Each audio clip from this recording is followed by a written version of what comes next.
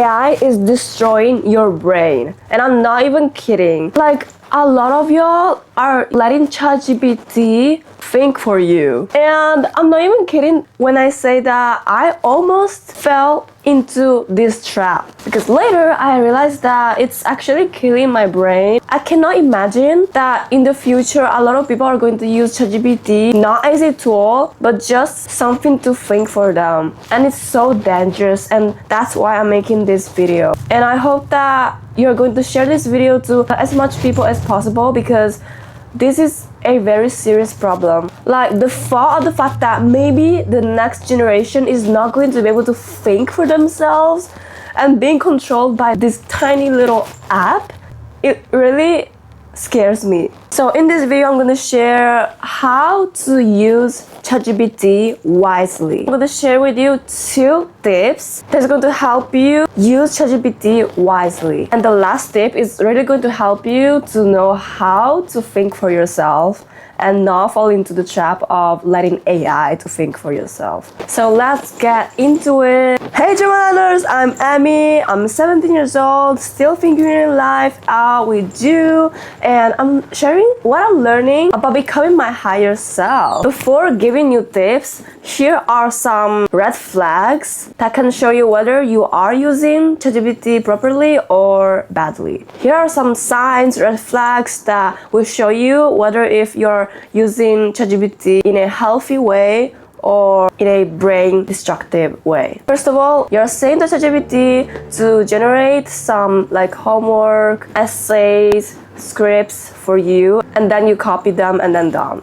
You just don't think, which is so bad, because when the test is going to come, you're not going to be able to answer them properly and think properly. Because if you didn't copy it from AI, but you just wrote your own essay, homework alone by yourself, you are more likely to memorize them, because in this way you are training your own skills to answer those tests more properly and more correctly. So tip number 1 is to use ChatGPT like as if it's Google. You can brainstorm ideas or ask ChatGPT if there are other better options to whatever you decide to do, and choose yourself what you think is best for you. You can also ask ChatGPT to challenge your opinions, your decision. What I like to do is to ask ChatGPT after it answered me, how can the answer be improved? Are there some questions I could have asked? And then here I show you in this screen that you can actually change the settings on ChatGPT. You can decide in which way you want ChatGPT to answer you. So you can copy and paste all those things that I personally wrote. Yeah, I also asked to answer me based on my birth chart. But just to show you that you can personalize it, but the important thing is that you write the fact that you value honesty. You want ChatGPT to tell you if there are any blind spots in what you're saying. But this isn't enough if you really want to think for yourself, because even with this method, you can easily sometimes fall into the trap of making ChatGPT think for you. So that's why on tip number 2, I suggest you to really think for yourself. Like, every time you're speaking to ChatGPT, you always need to, like, for example, if you want to ask a question to ChatGPT, you can say, after you ask your question, and then you say, in my opinion, I think that it's best for me to do this and that and all this stuff. Please challenge me if there are any blind spots, and ask if there are better options for this decision. Choose yourself what option you think is best for you. But here's the important part.